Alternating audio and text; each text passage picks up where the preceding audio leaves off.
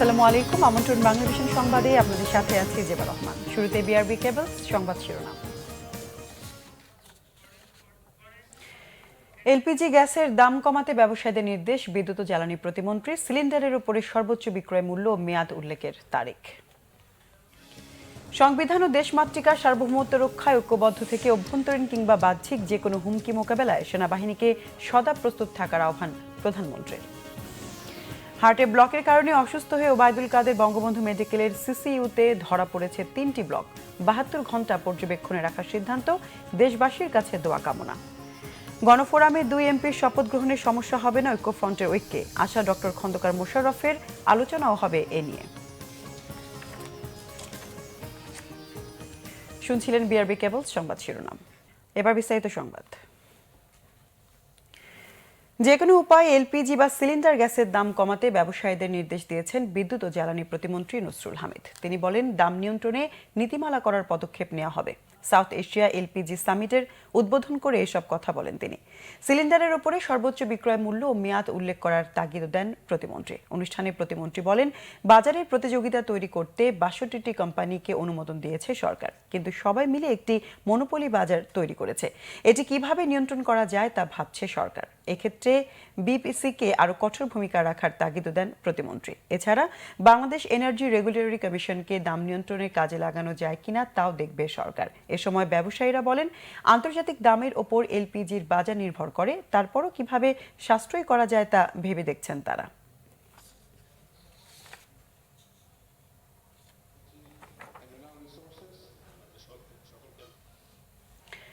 সংবিধান ও সার্বভৌমত্ব রক্ষায় ঐক্যবদ্ধ থেকে দেশের ভেতর ও বাইরে যে কোনো হুমকি মোকাবেলায় সেনাবাহিনীকে প্রস্তুত থাকার নির্দেশ দিয়েছেন প্রধানমন্ত্রী শেখ হাসিনা। রাজশাহী সেনানিবাসে বাংলাদেশ ইনফ্যান্ট্রি রেজিমেন্টের 4টি ব্যাটালিয়নকে জাতীয় পতাকা প্রদান শেষে প্রধানমন্ত্রী এই নির্দেশ দেন। জনগণের যে কোনো প্রয়োজনে সেনাবাহিনীকে পাশে থাকার আহ্বানও জানান সরকার প্রধান। কর্মদক্ষতা, কঠোর অনুশীলন আর নিষ্ঠার স্বীকৃতি হিসেবে বাংলাদেশ ইনফ্যান্ট্রি রেজিমেন্টের মর্যাদাপূর্ণ জাতীয় পতাকা প্রদান অনুষ্ঠানে যোগ দিতে রবিবার সকালে রাজশাহী সেনানিবাসে আসেন প্রধানমন্ত্রী শেখ হাসিনা। সেনানিবাসের শহীদ কর্নেল আনিস প্যারেড গ্রাউন্ডে তখন অপেক্ষমান পদাতিক রেজিমেন্টের সদস্যরা। প্যারেড কমান্ডারের অনুরোধে প্যারেড গ্রাউন্ড ঘুরে দেখেন প্রধানমন্ত্রী। শুরু হয় জাতীয় পতাকা প্রদানের আনুষ্ঠানিক কুচকাওয়াজ। দৃপ্ত পায়ে শৃঙ্খলার মন্ত্র নিয়ে মঞ্চের দিকে এগিয়ে আসেন কন্টিনজেন্ট। অভিবাদন গ্রহণ করেন প্রধানমন্ত্রী শেখ হাসিনা। সেনাবাহিনীর নিজস্ব প্রথা মেনে শুরু হয় ন্যাশনাল স্ট্যান্ডার্ড প্রদানের আনুষ্ঠানিকতা। ইনফ্যান্ট্রি রেজিমেন্টের 7, 8, 9 ও 10 বীরকে মর্যাদাপূর্ণ জাতীয় পতাকা প্রদান করেন প্রধানমন্ত্রী। নির্দেশনামূলক বক্তব্যে জাতির ক্রান্তি ও দুর্যোগকালে সেনাবাহিনীর অসামান্য ভূমিকার কথা তুলে ধরেন সরকার প্রধান। একাদশ জাতীয় সংসদ নির্বাচনে বাংলাদেশ সেনাবাহিনীর সদস্যরা নিষ্ঠার সাথে দায়িত্ব পালন করে দেশের গণতান্ত্রিক ধারা সমুন্নত রাখতে গুরুত্বপূর্ণ ভূমিকা রেখেছেন। চতুর্থবারের মতো এবং একটা তৃতীয়বার সরকার গঠন করার সুযোগ পাওয়ায় আমি দেশবাসীর প্রতি কৃতজ্ঞতা জ্ঞাপন করছি। আমাদের সরকার শাসক হিসেবে নয়, জনগণের সেবক হিসেবে আমরা দেশ পরিচালনা করে যাচ্ছি। শেখ হাসিনা বলেন, জাতীয় পতাকা অর্জনের মধ্য দিয়ে বীররা যে মর্যাদা পেয়েছে তা রক্ষায় যে কোনো ত্যাগ স্বীকারে তাদের প্রস্তুত থাকতে হবে। বর্তমান সরকার রাষ্ট্র পরিচালনার সময় যখনই প্রয়োজন হবে তখনই সেনাবাহিনী জনগণের পাশে এসে দাঁড়াবে, এটা আমার দৃঢ় বিশ্বাস।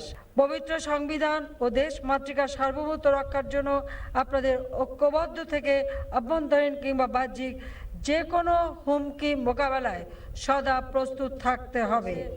আধুনিক ও চৌকস সশস্ত্র বাহিনী গড়ে তুলতে তার সরকার দৃঢ় প্রত্যয়ী বলেও জানান প্রধানমন্ত্রী শেখ হাসিনা। দীপন দাওয়ান, বাংলা ভিশন, ঢাকা। হার্টে ব্লকের কারণে অসুস্থ হয়ে আওয়ামী লীগের সাধারণ সম্পাদক এবং সড়ক পরিবহন ও সেতু মন্ত্রী ওবায়দুল কাদেরকে বঙ্গবন্ধু শেখ মুজিব মেডিকেল বিশ্ববিদ্যালয়ে ভর্তি করা হয়েছে। তার হার্টে 3টি ব্লক ধরা পড়েছে। 72 ঘণ্টা পর্যবেক্ষণে রাখা হয়েছে বলে জানিয়েছেন চিকিৎসক। উন্নত চিকিৎসার জন্য ওবায়দুল কাদেরকে সিঙ্গাপুরে নেওয়ার প্রস্তুতি চলছে বলে জানিয়েছেন তথ্যমন্ত্রী ডক্টর হাসান মাহমুদ। হাসপাতালে ভিড় না করতে নেতাকর্মীর প্রতি প্রধানমন্ত্রী আহ্বান জানিয়েছেন বলে জানান যুগ্ম সাধারণ সম্পাদক মাহবুবুল আলম হানিফ।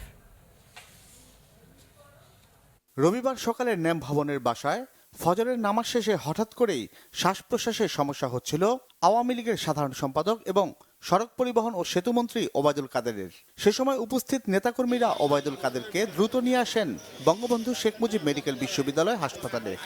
ওনার শ্বাসকষ্ট হচ্ছে, আমরা সব খবর পাইয়া মাননীয় প্রধানমন্ত্রীর ব্যক্তিগত সহকারী জাহাঙ্গীর ভাইয়ের গাড়িতে করে, ড্রাইভার বাবুল সাহেবের গাড়িতে করে আমরা পিজি হাসপাতালে নিয়ে আসি, ওনার ওয়াইফ সহ ওনাকে নিয়ে আসি। সেখানে চিকিৎসকরা তার শারীরিক অবস্থা দেখে পরামর্শ দেন দ্রুত এনজিওগ্রাম করার। বঙ্গবন্ধু মেডিকেলের কার্ডিওলজি বিভাগের চেয়ারম্যান সৈয়দ আলী আহসান জানান, ওবায়দুল কাদেরের কয়েকটি ব্লক ধরা পড়েছে, তবে তার শারীরিক অবস্থা কিছুটা স্থিতিশীল। ওনার এনজিওগ্রাম করা হয়েছে, এনজিওগ্রামে দেখা গেল 3টা নালী ব্লক। তো ব্লক অবস্থায় আসলে এরকম ঘটনা ঘটতে পারে। তারপরে আমরা ডিসিশন নিয়ে ওনাকে প্রাইমারি স্টেজে প্রাইমারি পিসিআই করে দিলাম। আমরা একটা নালী খুলে দিয়েছি, ক্রিটিক্যাল থেকে কিছুটা ইমপ্রুভের দিকে গেছে। 72 ঘন্টা 24 to 72 আওয়ার্স না গেলে বলা যাবে না। ওবায়দুল কাদেরের অসুস্থতার খবরে হাসপাতালে ছুটে আসেন নেতাকর্মীরা। তথ্যমন্ত্রী জানান, উন্নত চিকিৎসার চিন্তাভাবনা করা হচ্ছে। মেডিকেল তার যে হেলথ কন্ডিশন কী অবস্থায় আছে এ নিয়ে আমি বলতে চাই না, এ নিয়ে ডাক্তাররাই বলবে। তবে আমরা উন্নত চিকিৎসার জন্য তাকে সিঙ্গাপুরে নিয়ে যাওয়ার জন্য আমরা যোগাযোগ করছি। আমরা আশা করছি তাকে আমরা সিঙ্গাপুর সহসা নিয়ে যেতে পারবো। আওয়ামী লীগের অন্য নেতারাও দলের সাধারণ সম্পাদকের পরিস্থিতি নিয়ে আরও কিছু তথ্য জানিয়েছেন। এখানে কি আমরা সুস্থভাবে ট্রিটমেন্টটা করব, নাকি অন্য কোথাও কোনো ডাক্তারের নির্দেশনা থাকলে অন্য কোথাও মুভ হইতে পারে, যদি ডাক্তার সেটা নির্দেশনা দেন অথবা পরামর্শ দেন। এইভাবে ওরা এখন কাজ করছে, কোনো সিদ্ধান্ত হয়নি এখন বন্ধ। তিনি সিঙ্গাপুর যাবেন নাকি না যাবেন। উনি ভালো আছেন, কোনো ভিজিটর আমার দলের নেতা কর্মীরা অহেতুক যেন ওনার ওখানে যে ডিস্টার্ব না করেন, সেই জন্য দলের পক্ষ থেকে আমি সকলের কাছে অনুরোধ জানাচ্ছি। এখন কোনো বিপদের ভিতরেই নাই, ঝুঁকির ভিতরে নেই। উনি অল্প কয়েকদিনের ভিতরে কাজ করতে সক্ষম হবেন। মাহবুবুল আলম হানিফ জানান, ওবায়দুল কাদেরের শারীরিক অবস্থার সার্বক্ষণিক খোঁজ রাখছেন প্রধানমন্ত্রী। জিয়া খান, বাংলা ভিশন, ঢাকা। দর্শক, এই মুহূর্তে বঙ্গবন্ধু শেখ মুজিব মেডিকেল বিশ্ববিদ্যালয়ে আছেন আমাদের রিপোর্টার মুহিবুল্লাহ মুহিব। সরাসরি আমরা কথা বলবো তার সাথে। মুহিব, আওয়ামী লীগ সাধারণ সম্পাদকের শারীরিক অবস্থা এখন কেমন? চিকিৎসকরা কি নতুন কিছু জানিয়েছেন? হ্যাঁ যেবা কিছুক্ষণ আগে, ঠিক এখন থেকে 2 মিনিট আগে এইখানে যে মেডিকেল বোর্ডটি হয়েছে, সেই মেডিকেল বোর্ডের প্রধান এবং কার্ডিয়াক ডিপার্টমেন্টের চেয়ারম্যান আলী আহসান, তিনি কিছুক্ষণ আগে সংবাদ মাধ্যমের সঙ্গে কথা বলেছেন। একই সাথে তার সঙ্গে কথা বলেছেন বঙ্গবন্ধু শেখ মুজিব মেডিকেল বিশ্ববিদ্যালয়ের pro VC professor doctor Shahidullah Shikder. তারা যেটি বলেছেন যে আওয়ামী লীগ সাধারণ সম্পাদক ওবায়দুল কাদের তিনি স্পষ্ট করেই বলেছেন যে তার জীবন শঙ্কায় রয়েছেন। কারণ হচ্ছে তিনি 3টি ব্লক নিয়ে যিনি এখানে ভর্তি হয়েছেন, তার মধ্যে একটিতে রিং পরানো হয়েছে, কিন্তু তার শারীরিক অবস্থা এখন এমন পর্যায়ে পৌঁছেছে যে তাকে এই মুহূর্তে অন্য কোনো বিশেষায়িত হাসপাতাল অথবা দেশের বাইরে সিঙ্গাপুর সহ যেটাই বলেন সেখানে নিয়ে যাওয়াটা এই মুহূর্তে কিন্তু ঝুঁকিপূর্ণ। যে কারণে অন্তত 72 ঘন্টা অবজারভেশন করে তাকে অবজারভেশনে রেখে তারপরে সিদ্ধান্ত নেওয়া হবে যে তাকে আসলে কোথায় উন্নতর চিকিৎসা নেওয়ার জন্য কোথায় যাওয়া যেতে পারে। তবে আমরা সার্বিক পরিস্থিতি দেখে আমরা যেটি বুঝেছি এবং আমরা যেসব তথ্য পেয়েছি, তাতে আওয়ামী লীগ সাধারণ সম্পাদক ওবায়দুল কাদেরের শারীরিক অবস্থার অবনতি হচ্ছে, আবার মাঝে মাঝেই একটু উন্নতি হলেও সেটি খুব দ্রুত আবার অবনতির দিকেই যাচ্ছে। যে কারণে মেডিকেল বোর্ডও এই মুহূর্তে ডিসিশন নিতে পারছেন না, সিদ্ধান্ত নিতে পারছেন না যে তাদেরকে উন্নত চিকিৎসার জন্য এই মুহূর্তে এয়ার অ্যাম্বুলেন্সে করে বাইরে নেওয়া আদৌ সম্ভব কিনা। তবে তারা যেটি বলেছেন যে মাননীয় প্রধানমন্ত্রী শেখ হাসিনার নির্দেশনাই সবচেয়ে তারা বেশি গুরুত্ব দিচ্ছেন। তিনি যেভাবেই নির্দেশনা দিবেন ঠিক সেভাবেই তার চিকিৎসার সার্বিক ব্যবস্থা করবেন। এখানে কিন্তু নেতাকর্মীদের প্রচুর ভিড় রয়েছে। আপনি জানেন যে সকাল থেকে সরকারের মন্ত্রীবর্গ ছাড়াও আওয়ামী লীগের শীর্ষ নেতারা এখানে এসেছেন। কিছুক্ষণ আগে স্বরাষ্ট্রমন্ত্রী এসেছেন, এখনও তিনি ওবায়দুল কাদের যেখানে রয়েছেন এই ডি ব্লকের 2 তলায় সেখানে অবস্থান করছেন।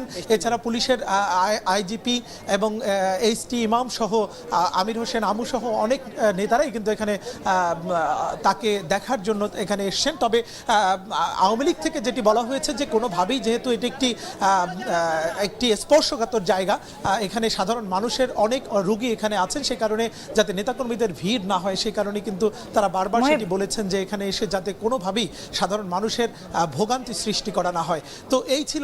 ধন্যবাদ আপনাকে। থাকুন সেখানে, প্রয়োজনে আবারও যোগাযোগ করব। গণফোরামের বিজয়ী প্রার্থীরা শপথ নিয়ে সংসদে গেলেও জাতীয় ঐক্যফ্রন্টের কোনো ঐক্যের সমস্যা হবে না বলেছেন বিএনপির স্থায়ী কমিটির সদস্য ডক্টর খন্দকার মোশাররফ হোসেন। জাতীয়তাবাদী কৃষক দলের নতুন কমিটির নেতাদের নিয়ে শহীদ রাষ্ট্রপতি জিয়াউর রহমানের মাজারে শ্রদ্ধা নিবেদন শেষে তিনি এ মন্তব্য করেন।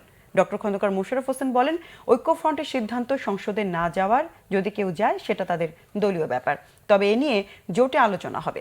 গ্যাসের দাম আবারও বাড়ানো হলে তা হবে মরার উপর খাড়ার ঘা। দাম বাড়ানোর সিদ্ধান্তের তীব্র নিন্দা জানান তিনি। প্রতিদ্বন্দ্বিতাহীন উপজেলা নির্বাচনে 900 কোটি টাকা খরচ করে জনগণের অর্থের অপচয় না করতে সরকার ও নির্বাচন কমিশনের প্রতি আহ্বান জানান তিনি। সিটি নির্বাচনে সরকারের ও ইসির অধীনে ভোটের প্রতি অনাস্থা জ্ঞাপন করেছে সরকার। বলেন, সরকার ভয় পায় বলেই বেগম খালেদা জিয়াকে জেলে রেখেছে। গণতন্ত্র মুক্ত করতে হলে বেগম খালেদাকে মুক্ত করতে হবে বলে মন্তব্য করেন ডক্টর খন্দকার মোশাররফ।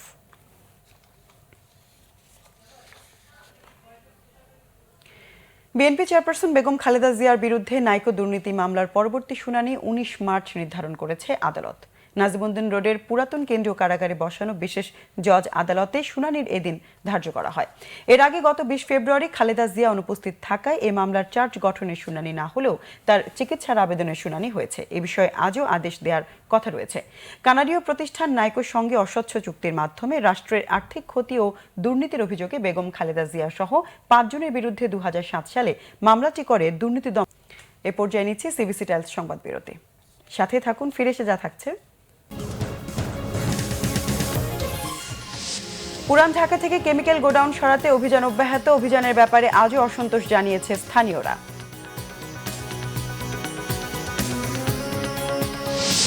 পাকিস্তান সীমান্তের ভেতরে বিমান হামলায় 300 জঙ্গি হত্যার খবরের কোনো প্রমাণ দেবে না ভারত।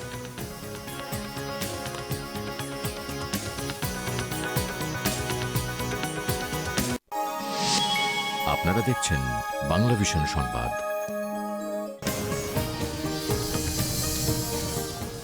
স্বাগত আরেকবার বাংলা ভিশন সংবাদে। পুরান ঢাকা থেকে কেমিক্যাল গোডাউন সরাতে আজও অভিযান চালিয়েছে ঢাকা দক্ষিণ সিটি কর্পোরেশনের নেতৃত্বে টাস্ক ফোর্স। আজও অভিযানের ব্যাপারে অসন্তোষ জানিয়েছে স্থানীয়রা। সকালে চকবাজার চুরিহাট্টায় 6টি গোডাউনে অভিযান চালায় টাস্ক ফোর্স। সেগুলোতে কেমিক্যাল বা দাহ্য পদার্থ আছে কিনা তা পরীক্ষা করেন কর্মকর্তারা। 2টি গোডাউনে ক্ষতিকর দাহ্য পদার্থ পাওয়ার সেগুলোর সব ধরনের জরুরি সেবার সংযোগ বিচ্ছিন্ন করে টাস্ক ফোর্স। গত 20 ফেব্রুয়ারি চুরিহাট্টে অগ্নিকাণ্ডে ব্যাপক প্রাণহানির পর পুরান ঢাকা থেকে কেমিক্যাল গোডাউন ও কারখানা সরিয়ে দেওয়ার ঘোষণা দেয় সরকার। এ লক্ষ্যে ঢাকা দক্ষিণ সিটির নেতৃত্বে টাস্ক ফোর্স অভিযান চালায়। গত 28 ফেব্রুয়ারি থেকে শুরু হওয়া অভিযান অব্যাহত রাখার ঘোষণা দিয়েছে টাস্ক ফোর্স। তবে স্থানীয় বাসিন্দারা অভিযোগ করেছেন, গোডাউন সরিয়ে নিতে কোনো সময় না দিয়ে হঠাৎ অভিযান চালানো হচ্ছে। এমনকি যাচাই বাছাই না করে আবাসিক ভবনের জরুরি সেবা লাইনও কেটে দিচ্ছে প্রশাসন।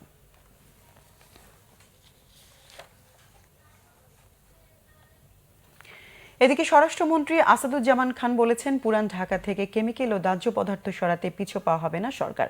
সচিবালয়ে এক সভা শেষে তিনি কথা বলেন। আসাদুজ্জামান খান বলেন, এ ব্যাপারে একটি নীতিমালা তৈরি করা হচ্ছে। প্রধানমন্ত্রী শেখ হাসিনা এ বিষয়ে সিরিয়াস। যারা কেমিক্যাল গোডাউন সরাতে বাধা দিচ্ছে তারা তাদের ভুল বুঝতে পারবেন, সহায়তা করবেন বলেও বিশ্বাস স্বরাষ্ট্রমন্ত্রীর। তিনি জানান, 25 মার্চ গণহত্যা দিবস উপলক্ষে ওই দিন রাত 9টা থেকে 9টা 1 মিনিট পর্যন্ত ব্ল্যাকআউট কর্মসূচি পালন করা হবে। তবে কেপিআই এর আওতামুক্ত থাকবে। 26 মার্চ স্বাধীনতা দিবসে সাভারে যাতায়াতের প্রয়োজনীয় ব্যবস্থা নেওয়া হবে। রাষ্ট্রপতি ও প্রধানমন্ত্রীর গমনাগমনে যথাযথ আইনশৃঙ্খলা বাহিনী মোতায়েন থাকবে। দেশের জনগণ যেন সুষ্ঠুভাবে 25 ও 26 মার্চ পালন করতে পারে সে ব্যাপারে প্রয়োজনীয় ব্যবস্থা নেওয়ার কথাও জানান স্বরাষ্ট্রমন্ত্রী। আমিন জুয়েলার্স, আন্তর্জাতিক সংবাদ।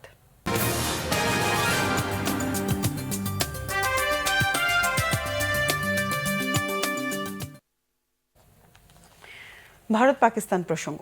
পাকিস্তান সীমান্তের ভেতরে জঙ্গি আস্তানায় বিমান হামলায় অন্তত 300 জঙ্গিকে হত্যার কোনো প্রমাণ দেবে না ভারত, সাফ জানিয়েছেন দেশটির অর্থমন্ত্রী অরুণ জেটলি। এদিকে জর্শি মোহাম্মদের আস্তানায় হামলার পর সরবরাহ করা তথ্যের সমর্থনে প্রতিবেদন প্রকাশ করেছে ভারতের একাধিক গণমাধ্যম। 26 ফেব্রুয়ারি পাকিস্তান সীমান্তের ভেতর একাধিক জঙ্গি আস্তানা লক্ষ্য করে হামলা চালায় ভারত। এতে জর্শি মোহাম্মদের অন্তত 300 জঙ্গি নিহতের দাবি ওঠার পরপরই তা নাকচ করে পাকিস্তান। তবে ঘটনার 4 দিন পেরিলেও কোনো প্রমাণ দেয়নি ভারত। দেশটির অর্থমন্ত্রী অরুণ জেটলি জানিয়েছেন, ওই অভিযানে তথ্য নিরাপত্তা বাহিনীর কোনো সংস্থাই প্রকাশ করেনি। জর্শি মোহাম্মদের প্রধান মাসুদ আজহারের ভাই আম্মারের একটি অডিও সূত্র ধরে আনন্দবাজার ও টাইমস অফ ইন্ডিয়া জানিয়েছে, জঙ্গিদের গোয়েন্দা দফতর বা নিরাপদ আশ্রয় নয়, হামলা হয়েছে প্রশিক্ষণ কেন্দ্রে। এতে নিহত হয়েছে পাকিস্তানের রাষ্ট্রীয় গোয়েন্দা সংস্থা ISI এর সাবেক কর্মকর্তা এবং এক প্রশিক্ষক। এছাড়া ইতালির এক সাংবাদিকের দেয়া তথ্যের ভিত্তিতে আরও জানানো হয়, ওই হামলায় 35 জঙ্গি নিহত হয়েছে। কেবল শিরোনামগুলো আরেকবার জানিয়ে এলপিজি গ্যাসের দাম কমাতে ব্যবসায়ীদের নির্দেশ বিদ্যুৎ ও জ্বালানি প্রতিমন্ত্রীর। সিলিন্ডারের উপরে সর্বোচ্চ বিক্রয় মূল্য ও মেয়াদ উল্লেখের তাগিদ। সংবিধান ও দেশমাতৃকার সার্বভৌমত্ব রক্ষায় ঐক্যবদ্ধ থেকে অভ্যন্তরীণ কিংবা বাহ্যিক যে কোনো হুমকি মোকাবেলায় সেনাবাহিনীকে সদা প্রস্তুত থাকার আহ্বান প্রধানমন্ত্রীর। হার্টে ব্লকের কারণে অসুস্থ হয়ে ওবায়দুল কাদের বঙ্গবন্ধু মেডিকেলের সিসিইউতে ধরা পড়েছে 3টি ব্লক। 72 ঘণ্টা পর্যবেক্ষণে রাখার সিদ্ধান্ত, দেশবাসীর কাছে দোয়া কামনা। গণফোরামে 2 এমপির শপথ গ্রহণের সমস্যা হবে না, ঐক্যফ্রন্টের ঐক্যে আসা ডক্টর খন্দকার মোশাররফের। আলোচনা হবে এ নিয়ে।